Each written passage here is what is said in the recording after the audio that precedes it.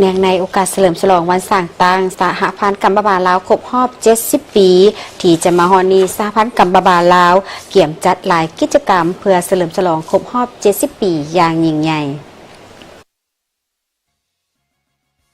เนื่องในโอกาสเฉลิมฉลองวันสร้างตั้งสหพันธ์กัมพูชาลาวครบรอบ70 ปี1 กุมภาพันธ์ 1956 1 กุมภาพันธ์ 2026ท่านเลดไสยพรประธานคณะบริหารงานศูนย์กลางสหพันธ์กัมพูชาลาวได้แถลงข่าวต่อสื่อมวลชนเพื่อการเกี่ยมเฉลิมฉลองวันสำคัญดังกล่าวโดยท่านได้กล่าวว่าวันที่1 กุมภาพันธ์ 1956ศูนย์กลางพรรคได้ตกลงสั่งตั้งสหพันธ์กัมพูชาลาวขึ้นซึ่งเป็นเหตุการณ์การเมืองที่มีความหมายประวัติศาสตร์สำคัญอันหนึ่งของชนชั้นกรรมกรและผู้ออกแรงงานลาวบรรดาเผ่าตลอดระยะ70 ปีผ่านมาพรรคได้มอบหมายภารกิจอันใหญ่หลวงให้สหพันธ์กัมพูชาลาวเฮ็ดหน้าที่ในการโฆษณาศึกษาโฮมการเมืองแนวคิดปลุกระดมคนขวยเต้าโฮมความสามัคคีทั่วปวงชนทางชาติให้มีน้ำใจรักชาติมีความตื่นตัวปฏิบัติกำแน่นมูลเสื้อธาตุแท้และทัศนะของชนชั้นกรรมกรลาวอย่างแท้จริงเป็นตัวแทนแห่งการปกป้องสิทธิและผลประโยชน์อันชอบธรรมของสมาชิกกรรมบาลกรรมกรและผู้ออกแรงงานบรรดาเผ่า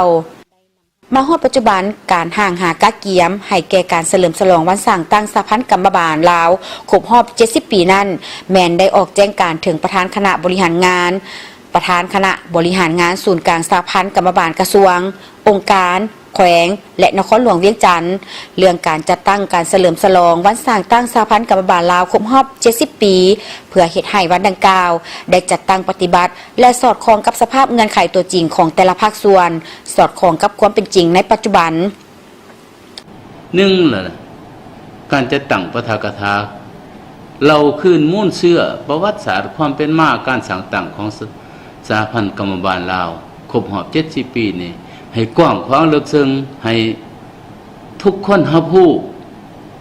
เกี่ยวกับพระบทบาทสิทธิและหน้าที่และความหมายความสำคัญขององค์การจัดตั้งกัมพูชาและความเป็นมาการประกอบส่วนต่อเวียกงานการปฏิบัติศาสตร์ในระยะก่อนก็คือระยะปัจจุบัน2มันบอกเรื่องจัดกิจกรรมถามตอบว่าทั้งด้านวิทยาศาสตร์ของเวียกงานกัมพูชาสร้างความรับรู้เกี่ยวกับบ้านสร้างตั้งกัมพูชาลาวแนวใดอันนี้แม่นว่าอยากให้เล็งใส่หลายกลุ่มคนโดยเฉพาะบรรดาสมาชิกกรรมบาลอยู่แต่ละโครงงานประชาชนนักเรียนรู้นักศึกษาแต่ละชั้นเพื่อเฮ็ดให้นักเรียนรู้นักศึกษาขั้นมัธยมตอนต้นตอนปลายบ่ต้องได้เข้าใจว่าเวียกงานกรรมบาลแม่นแนวใดความหมายความสำคัญของเวียกงานกรรมบาลแนวใดประชาชนก็ต้องได้รับรู้บรรดาองค์การจะตั้งภาครัฐและเอกชนก็ต้องได้รับรู้อย่างลึกซึ้งอันนี้แม่นพวกเขาจะสงสัย3เลยมันว่าหลังจัดขบวนการบริจาคเลือดเพื่อช่วยเหลือสังคมกวดสุขภาพและอื่นๆการจัดขบวนการบริจาคเลือดนี้ก็ขอให้แต่ละแขวงแต่ละองค์การจะตั้งในสร้างขบวนการเพราะว่าเห็นได้ว่าสภาพปัจจุบันนี้การเรียกห้องต้องการความมีห้องต้องการเกี่ยวกับการเลือดเพื่อช่วยเหลือชีวิตของบรรดาบุคคลที่จะมีความจำเป็นนั้นยังมีหลวงหลายอันนี้พวกเราก็เป็นกิจการหนึ่งที่มีความสำคัญนอกจากนี้ถ้าแข่งใดมีเงินไขภาคส่วนใดมีเงินไขก็จะได้จัดงานตลาดนัดวางแสดงสินค้าผลิตภัณฑ์ของสมาชิกกรรมบาลแต่ละภาคส่วนแต่ละของเจ้าของงานเป็นอันนั้นแม่นนอกจากนี้ก็ยังได้จัดขบวนการแข่งขันกีฬาคืออยู่ศูนย์กลางสหพันธ์กัมพูชาลาวของพวกเรานี้ก็ได้มีจัดการแข่งขันกีฬา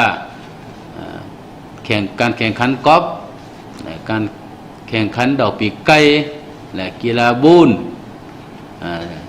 กีฬาเปตังเนาะก็จะได้การแข่งขันนอกจากนี้ก็ยังมีการกิจกรรมอื่นๆอีกสร้างขบวนการแห่งร่วมในการเคลื่อนไหวเยี่ยมยาม